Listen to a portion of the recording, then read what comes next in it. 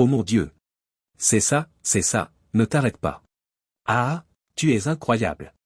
Encore, encore, encore. Oh oui, oui, oui. Avec une dernière bouffée de sensation qui a envahi mon corps, j'ai senti mon énergie s'épuiser et je me suis effondré, épuisé, sur lui. Nous sommes restés allongés, reprenant notre souffle, ma petite taille se soulevant et s'abaissant doucement avec sa poitrine. C'était bien, dis-je, essayant encore de stabiliser ma respiration. N'est-ce pas toujours le cas, Barbie, a-t-il répondu avec un sourire. Barbie n'est pas mon vrai nom, et ce n'est même pas le diminutif de Barbara. À l'école, un type m'a comparé à la poupée Barbie de sa sœur, et le surnom est resté. Alors, oui, grande, blonde, eh bien, disons que je correspondais au moule d'une manière plus réaliste. Le type qui m'a donné ce nom la première fois ne s'est certainement pas plaint, et il a apprécié de passer du temps avec moi assez souvent à l'époque. Je souris à mon amant, Dave. Nous étions ensemble par intermittence depuis l'époque de l'université, et cela avait été génial dès le début, s'améliorant au fil du temps. C'est en forgeant qu'on devient forgeron, dit-on, et être avec Dave était aussi proche de la perfection que je pouvais l'imaginer. C'était merveilleux, Barbie, dit encore Dave. Pourquoi ne nous sommes-nous jamais mariés? Parce que tu es un idiot, Dave, l'ai-je taquiné pour ce qui devait être la 50e fois. Mais ne le pense pas, répond-il avec un sourire malicieux. C'est parce que ta femme ne sait pas que tu n'as jamais cessé de me voir, répondis-je en souriant. C'est possible, a-t-il acquiescé avec ce même sourire que j'aimais tant. Nous sommes restés allongés un peu plus longtemps, profitant du calme. J'aimais la sensation des poils de son torse contre ma peau, et je sentais qu'une nouvelle partie de plaisir s'annonçait. Et Nick, alors, demanda Dave au bout d'un moment. Oh oui, je dois le rencontrer en ville cet après-midi, me souvins-je soudain. Ce n'est pas ce que je voulais dire, interrompt Dave. Je voulais dire, pourquoi suis-je un idiot d'être avec toi, alors que tu ne le es pas d'être avec moi? Ce n'est pas la même chose, ai-je fait l'amour. Comment se fait-il que ce ne soit pas la même chose, demanda-t-il en me pressant. Tu es fiancé à ce type et tu vas te marier dans quelques semaines. Ce n'est tout simplement pas pareil, Dave, ai-je tenté d'expliquer. Les hommes sont généralement satisfaits tant que les choses restent cohérentes, mais les femmes, du moins les femmes comme moi, ont parfois besoin d'un peu de variété. De la variété? Il a éclaté de rire. Avec combien d'hommes as-tu été depuis que tu t'es fiancé à Nick? J'ai fait une pause, repensant au moment où je m'étais fiancé, il y a 5 mois. Oui, ai-je répondu honnêtement. Et moi? D'accord, 9, ai-je admis en riant. Mais j'arrêterai quand je me marierai. Tu penses que tu peux vraiment le faire, demande Dave, l'air peu convaincu. J'ai évité la question en me rapprochant de lui et en l'embrassant. J'avais bien l'intention d'être fidèle à Nick après le mariage, mais je m'étais fait la même promesse lorsque nous nous étions fiancés. La vie est parfois trop compliquée. Si seulement il n'y avait pas autant d'hommes charmants. Si seulement je ne réagissais pas aussi vivement quand l'un d'entre eux me parlait. Je serai le témoin de Nick le jour J, m'a rappelé Dave. Mais qui est le meilleur? Je réfléchis un instant avant de répondre avec un sourire malicieux. Aucun de vous deux. C'est le type que j'ai rencontré au pub la semaine dernière. Effronté. Dave s'est exclamé en riant et m'a donné un petit coup de pince jusqu'à ce que je couine, admettant finalement que oui, c'était le meilleur. Plus tard, lorsque j'ai retrouvé Nick, il s'est levé comme le gentleman qu'il était lorsque le maître d'hôtel m'a conduit à sa table. L'un des avantages d'être avec quelqu'un comme Nick était de pouvoir manger dans des endroits chics tout le temps. Pas mal pour une fille du sud-est de Londres. Bonjour, Nick, lui dis-je en souriant. Désolé d'être en retard, ma chérie. J'ai été pris par quelque chose. Nick, toujours gentil, ne s'est jamais demandé ce qui m'avait retardé. Je ne pouvais pas lui dire que c'était à cause de son meilleur ami. Il ne reste plus que 2 semaines, Barbie, dit Nick en m'attirant avec un bras autour de ma taille. Ensuite, nous pourrons être ensemble tous les soirs sans faire semblant d'être à côté de mes parents. Pas si fort, Nick, ai-je chuchoté en essayant de le faire taire. Je ne veux pas que tout le monde soit au courant de nos affaires. Tu es une gentille petite innocente, n'est-ce pas, me taquine-t-il en riant lorsque je lui lance un battement de cils. De nos jours, tout le monde se fiche que nous soyons ensemble avant le mariage. J'ai haussé les épaules en signe d'acceptation réticente, savourant le fait que mon gentil monsieur pensait m'avoir tout appris sur les relations amoureuses. Parfois, il était si difficile de ne pas prendre les devants, de ne pas lui montrer la profondeur des liens que je savais pouvoir offrir. Cela viendrait avec le temps, bien sûr, et je me réjouissais de le voir se développer au cours de l'année à venir. Mais en attendant, je devais jouer le jeu, et même me montrer hésitante lorsqu'il me proposait de nouvelles choses, en prétendant que je n'étais pas encore tout à fait prête. Je me retenais, alors qu'en vérité, j'en avais autant envie que lui, si ce n'est plus. La seule fois où j'ai suivi une de ses idées, après qu'il ait insisté, j'ai fini par pleurer à chaudes larmes, et lui, le pauvre, est tombé dans le panneau. Stupide homme de la haute société. Non, ce n'est pas juste. Je l'aimais. Vraiment, je l'aimais, et j'avais hâte de passer le reste de ma vie avec lui. Une fois que je l'aurais un peu aidé, il serait probablement un aussi bon partenaire que Dave. Enfin, peut-être assez proche. Et s'il ne l'était pas? Dave serait toujours là pour moi, bien sûr. Et Mike, et Fred, et Miguel, et... Oh, ce ne serait pas un problème. Je pouvais être patiente pour me marier avec l'une des familles les plus riches du pays. Les 2 semaines ont filé à toute allure, avant que je m'en rende compte, Nick était parti pour son enterrement de vie de garçon avec ses copains. Mon enterrement de vie de jeune fille était prévu pour le lendemain soir, la veille de notre mariage. Tiens-toi bien, Nick, lui dis-je en effleurant sa veste du revers de la main. Ne laisse pas tes amis sauvages t'égarer. Ne t'inquiète pas, mon cœur, répond-il joyeusement. Dave a promis de me garder dans le droit chemin. Oh, oui. Je savais déjà ce qu'ils avaient prévu pour lui, l'ayant fait comprendre à Dave la nuit précédente quand j'ai refusé d'accepter ses plans jusqu'à ce qu'il me donne les détails. Il a bien résisté, mais a finalement cédé quand j'ai menacé de frapper à la porte de son voisin, celui qu'il n'aimait pas, le grand joueur de rugby français qui avait flirté avec sa femme, Mel, à la fête de Noël. Bien sûr, Dave ne se doutait pas que ce ne serait pas la première fois que Jean-Pierre me verrait. Mais ce n'était pas son problème. Leur enterrement de vie de garçon semblait assez innocent. Un verre dans leur pub préféré, puis un club au bout de la rue. J'avais prévenu Dave que si les choses dégénéraient, il n'en entendrait jamais parler. Je ne voulais surtout pas que mon mari se conduise mal juste avant le mariage. Cette idée me mettait mal à l'aise. Je ne voyais pas d'inconvénient à ce qu'une femme s'assoie sur ses genoux et exhibe son torse nu. Ça ne me dérangeait pas du tout. Mais l'idée qu'une autre femme s'approche de lui, ne serait-ce qu'en le tenant dans ses bras, me remplit de jalousie. Il ferait mieux de bien se tenir. Sinon, ils le regretteraient tous les deux. Quoi qu'il en soit, tout s'est relativement bien passé. Non pas que je leur fasse confiance pour être complètement honnête avec moi, mais ma meilleure amie, Esther, travaillait dans le club où ils allaient. Nick pensait qu'elle travaillait dans un bureau en ville, et qu'elle devait donc se faire discrète pendant qu'ils étaient là. Je connaissais plusieurs des filles du club, car j'y avais travaillé comme danseuse pendant quelques mois pour m'aider à payer mes études. C'était il y a des années, bien avant que je ne rencontre Nick. Mais j'ai bien fait comprendre aux filles que si les choses dégénéraient, il y aurait des conséquences. Et ça a marché. Le lendemain, Nick, Dave et plusieurs de leurs amis se sont plaints que la nuit avait été calme. Bien sûr, ils avaient encore la gueule de bois, mais cela ne me dérangeait pas. Les hommes. Des enfants, tous autant qu'ils sont. Puis ce fut mon enterrement de vie de jeune fille. J'avais été un peu rusé, n'est-ce pas? Esther, moi et quelques amis partageant les mêmes idées avons rencontré 5 autres filles que j'avais rencontrées par l'intermédiaire de Nick. Même Pam, sa sœur coincée, était là à mon invitation, juste pour s'assurer que tout allait bien. Nous sommes allés boire un verre dans un pub, puis dans un autre, et à 11 heures, nous nous sommes retrouvés dans une boîte de nuit, en train de danser. J'ai soigneusement refusé la plupart des offres de danse des hommes présents.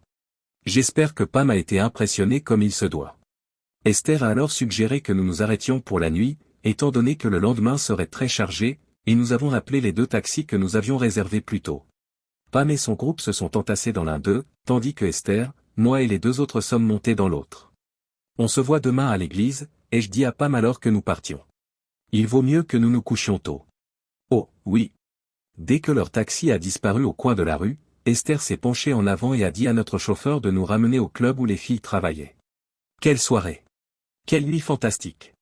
Dès que nous sommes arrivés au club, le même que Dave et son groupe avaient visité la nuit précédente, ils m'ont attrapé et m'ont conduit vers la scène. Je n'avais pas le choix, honnêtement, pas le choix. La musique a commencé, et la foule, principalement composée d'hommes, a commencé à scander mon nom. Barbie. Barbie. Barbie. J'ai commencé à me balancer sur le rythme, et bientôt les chants ont changé. Strip. Strip. Strip. Oh mon Dieu! Je savais déjà que cette soirée allait être inoubliable et l'excitation me gagnait. J'ai jeté ma robe dans la foule. Vêtu seulement de mon soutien-gorge, de ma culotte et de mes talons hauts, j'ai taquiné les gars pendant un moment, en dansant. Pas de bas ou de collant pour moi, mes jambes étaient déjà nues. Avant que je puisse aller plus loin, Esther a sauté à côté de moi. Et, les gars, a-t-elle crié à travers la musique. Voici Barbie, et elle se marie demain. Une énorme acclamation a éclaté, et ils ont tapé du pied sur le sol, ce qui a alimenté mon énergie. Il est plus de minuit, donc techniquement, elle se marie plus tard dans la journée. Poursuit Esther. La foule s'est déchaînée, offrant toutes sortes d'idées sur ce que je devais faire ensuite. Qui veut voir sa poitrine avant son mari, s'écrie Esther. Moi. Moi. Moi, répond la foule. Enlève-le, ma petite amie. Esther m'a crié. Montre-leur ce que tu as dans le ventre. Je n'avais pas besoin de plus d'encouragement. Je me suis penché derrière, j'ai dégrafé mon soutien-gorge, je l'ai fait tourner avant de le jeter dans la foule avec ma robe élimée. J'ai tourné sur moi-même, permettant aux gars d'avoir une vue complète, puis j'ai pris ma poitrine, leur donnant à tous un spectacle effronté. Mon Dieu, c'était incroyable. J'étais là, debout, presque nu, avec une foule d'hommes enthousiastes qui en redemandaient. Qui veut voir le corps de Barbie? A encore crié Esther, les encourageant à continuer. Les applaudissements se sont intensifiés et Esther a fait monter les enchères encore plus haut. Qui veut venir ici et l'aider à enlever sa culotte? Oh mon Dieu! Toi, là, dit-elle en désignant un grand gaillard dans la foule.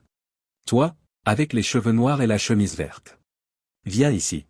Le type était un gros bras, plus d'1,90 m, et s'est approché de moi avec un sourire. Quel est ton nom? Demanda Esther. Harry, répondit-il, les yeux fixés sur moi. Esther a découvert que c'était son enterrement de vie de garçon, et avec la foule qui l'acclamait, Harry avait une nuit mémorable devant lui. Il s'est avancé et, sous les acclamations de la foule, il a lentement enlevé ma culotte, la glissant dans sa poche comme un trophée. C'est très bien. Je me pavanais autour de lui, ne portant rien d'autre que mes talons hauts, sachant parfaitement à quel point il ajoutait à mon charme. Une petite leçon de ma vie de danseuse. Touche-moi, ai-je chuchoté, sens-moi. Et il l'a fait. Bientôt, ses amis se sont joints à la frénésie. Une mer de mains s'est tendue vers moi sous les acclamations de la foule, tandis qu'Esther et mes autres amis se joignaient à la fête. C'était sauvage, peut-être un peu trop, mais exaltant. Ils m'ont porté jusqu'à une table et la nuit s'est poursuivie avec une énergie inoubliable. Harry a eu son moment, et à partir de là, la nuit n'a été qu'un flou d'excitation et de souvenirs sauvages. Un enterrement de vie de jeune fille inoubliable. Le lendemain matin, je me suis retrouvé à 11h moins le quart, devant être à l'église pour 3 heures. Je n'avais pas de vêtements, j'étais couverte de sueur et toujours pieds nus, il me manquait un de mes talons hauts. Allez, Barbie, m'a dit June, l'une de mes amies. Il faut que tu te prépares. Nous n'avons trouvé ni Esther ni Anne, mais nous avons supposé qu'elles avaient disparu avec d'autres garçons. Désolé, mon amour, ai-je dit à celui avec qui j'avais passé la nuit, en me dégageant de ses bras. Je dois me rendre à un mariage. Il m'a regardé fixement, visiblement épuisé. Où en étions-nous? Aucune idée. Où étaient mes vêtements? Probablement au club. Mon téléphone? Avec les vêtements, très probablement. Et comment j'étais censé me rendre chez Esther où ma robe de mariée attendait? Aucune idée. Nous avons persuadé, Blondie, d'appeler un taxi, dont le chauffeur n'en a pas cru ses yeux lorsque 2 filles sont sorties de la maison où nous avions atterri, moi dans un seul des t-shirts de Blondie et June avec une serviette enroulée autour d'elle. Il était tellement choqué qu'il ne s'est même pas demandé si nous avions de l'argent pour payer la course, car il était évident qu'aucune de nous n'avait d'argent. Monte vite chez Esther, Barbie, m'a crié June quand nous nous sommes arrêtés devant chez elle. Je vais m'arranger avec le chauffeur pour le prix de la course. Je me suis précipité vers la porte, j'ai sonné et j'ai sauté à l'intérieur, enlevant le t-shirt par-dessus ma tête avant même que la porte d'entrée ne soit refermée derrière moi. À ma grande surprise, Harry était assis avec 2 de ses amis, dont l'un portait encore son pantalon pour une raison ou une autre. Où as-tu disparu hier soir? Je ne sais pas, répondis-je avec un grand sourire satisfait. Un grand blond, je ne connais pas son nom, mais c'est son t-shirt. Sur ce, je lance l'objet en question à Harry. Ce sera George, me dit Harry en me regardant de haut en bas. C'est mon témoin. Je me demandais ce qui lui était arrivé. J'ai souri à Harry, et j'ai dû poser la grande question. Tu as pu être avec moi tout à l'heure ou pas, Harry? Bien sûr que oui, Barbie, me répond-il en riant. J'étais le premier. Et j'étais le dernier, a ajouté le gars à côté de lui. À l'exception de George, vu votre état. J'ai jeté un coup d'œil vers le bas, étrangement surpris de me trouver là, tout nu, en train de discuter avec 3 types comme s'il n'y avait rien d'extraordinaire à cela.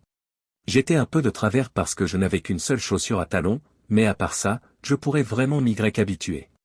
Le chauffeur de taxi s'est tiré d'affaire, a chanté June en entrant enfin dans la chambre, la serviette sur le bras. C'est un bon moyen d'obtenir des courses de taxi gratuites, je le recommande les filles. Oh. Bonjour les filles. D'où sortez-vous? Les 3 gars avaient maintenant 2 filles nues à regarder. J'étais en train de penser à rejoindre les garçons sur le canapé, quand Esther est entrée en trompe dans la pièce. « Viens ma petite amie », m'appelle-t-elle en m'attrapant par le bras et en me tirant vers les escaliers. « Il faut que tu te prépares. » Elle avait raison, bien sûr, car dans quelques heures à peine, j'allais devenir Madame Nicolas Duplessis, épouse de l'héritier d'une fortune considérable. « Permettez-moi d'embrasser Harry pour lui souhaiter bonne chance dans son mariage », murmurai-je en me détachant d'Esther et en me penchant pour l'embrasser sur la joue. Je n'ai pas eu de chance, cependant, et en quelques secondes, ils m'ont tous les trois attrapé et traîné sur leurs genoux. « Lâchez-la, bande d'idiots !» a crié Esther, toute rieuse, qui, avec l'aide de June, a commencé à me tirer loin d'eux, un joyeux bras de fer se développant entre les quatre, mon corps nu servant de corde entre les deux. Finalement, nous sommes tous tombés en riant sur le sol, un enchevêtrement d'hommes à moitié habillés et de femmes nues, où nous avons continué à nous amuser avec n'importe quelle partie que nous pouvions trouver d'un membre de l'autre sexe. C'était très amusant. Après tout, c'était mes dernières heures de liberté, et pourquoi ne pas en profiter? Mon futur mari allait bientôt avoir tout ce dont il rêvait, alors pourquoi pas? C'est vrai. Je me suis bien débarbouillé, Esther refusant catégoriquement que j'invite Harry et ses amis dans la douche pour m'aider, et en toute justice, je pense que c'était sage. Mes parents devaient arriver du sud de Londres et je savais qu'ils étaient très excités, n'ayant jamais assisté à une telle « fête chic », comme ils l'appelaient, auparavant. Nous allions nous marier dans l'église locale de la famille de Nick, et la réception aurait lieu dans les jardins de leur manoir à la campagne. Eh bien, ils payaient pour tout, donc c'est eux qui décidaient. Ma robe de mariée était une création unique d'un couturier réputé, et lorsque je suis finalement redescendu, 1 heure plus tard, le regard de tout le monde lorsque je suis entré m'a dit que j'avais eu exactement ce qu'il fallait. J'étais fabuleuse. Désolé, mais je l'étais, et je le savais. Je ne pouvais pas le nier et j'étais vraiment heureuse de me marier en blanc. Nous sommes allés à l'hôtel où la famille de Nick avait hébergé mes parents pour la nuit, et ma mère a failli s'évanouir en me voyant. Mon père est resté planté là, à me regarder en marmonnant, « Ma petite fille, ma petite fille ». Même le personnel de l'hôtel est sorti pour jeter un coup d'œil et s'est mis à sourire en voyant à quel point j'étais belle. Je ne serai pas là pendant 2 semaines, Tom, ai-je murmuré à l'un des barman lorsque personne d'autre n'était à proximité, et il s'est presque effondré de surprise lorsqu'il m'a reconnu. « Barbie » a-t-il dit, choqué. « Le même » répondis-je tranquillement en m'éloignant. « Surpris que tu m'aies reconnu avec mes vêtements. » Je m'amusais comme un fou. Quelle belle journée s'annonçait. Nous sommes arrivés à l'église, en retard, et mon père m'a fièrement pris le bras et m'a conduit jusqu'à l'église et dans l'allée où Nick attendait dans ses plus beaux atours. Je pouvais sentir la fierté qui émanait de mon père, et je suis sûr qu'il était encore plus nerveux que nous tous.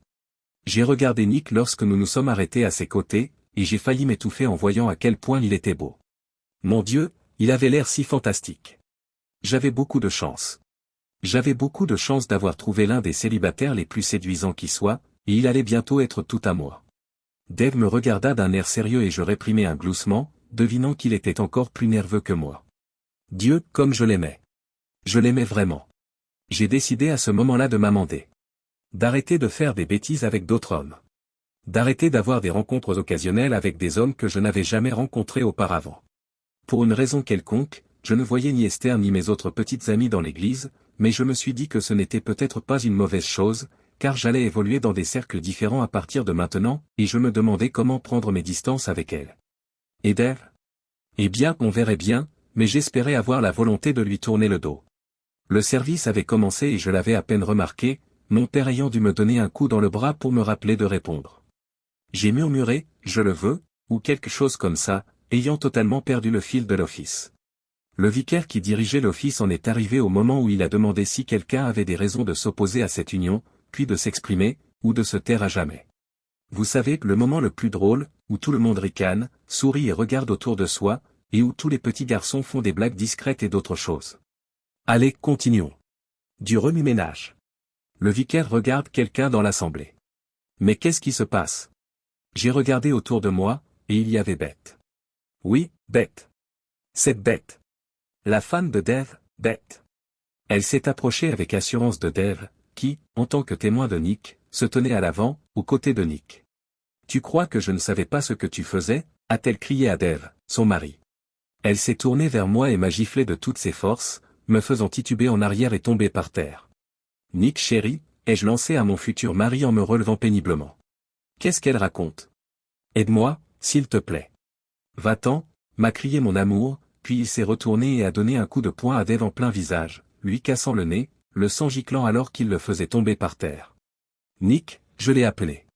Qu'est-ce qui se passe? De quoi s'agit-il? Tu crois que je n'étais pas au courant de ton comportement? Nick m'a crié dessus. Tu pensais vraiment pouvoir t'en tirer comme ça? Mais Nick, je t'aime, ai-je crié pathétiquement. Et la réception? Et toute la nourriture et les boissons? Annulé, a-t-il répondu. Nous avons tout annulé il y a une semaine quand j'ai découvert tes actions, et je ne veux plus jamais te voir. Je me suis assise par terre et j'ai pleuré à chaudes larmes, abandonné par tout le monde, même Dave avait disparu. J'ai entendu le père de Nick s'excuser auprès de mes parents pour cette mascarade, et j'ai tremblé de honte en entendant leur réponse. Mes parents, aussi pauvres qu'ils fussent, étaient en effet très droits. Ils m'ont regardé avec du mépris dans les yeux, et pendant un instant j'ai cru que ma mère allait me cracher dessus. Mon père m'a dit, « Tu n'es pas notre fille », et, saisissant le bras de ma mère, il a tourné les talons et est sorti de l'église. À quel point pouvais-je me sentir mal? Je me suis effondré sur le sol, les larmes coulant à flots. « Allez, jeune fille, m'a dit une voix. Tu ne peux pas rester là toute la nuit, je dois fermer l'église. J'ai levé les yeux et j'ai vu quelqu'un que je n'avais jamais vu auparavant. Le marguillier ou quelque chose comme ça, je suppose. Où est tout le monde? Ai-je demandé entre deux sanglots. Où sont-ils allés? L'église était vide, il n'y avait aucun signe de quelqu'un, et la lumière à l'extérieur diminuait. Ils sont tous partis, m'a dit l'homme. Ils sont tous partis il y a des heures. Comment vais-je rentrer chez moi? Je l'ai supplié. Je n'en ai aucune idée, me dit-il fermement en me faisant sortir de l'église. Le village le plus proche n'est qu'à 1 kilomètre dans cette direction et vous devriez pouvoir y arriver avant qu'il ne fasse trop sombre. Y a-t-il un taxi dans le village? Le suppliai-je. Aucune idée, me répondit-il en me claquant la grande porte de chêne au nez. Il vaut mieux aller voir. Mais je n'ai pas d'argent, m'écriai-je avec désespoir, mais je me retrouvai à parler à la porte fermée.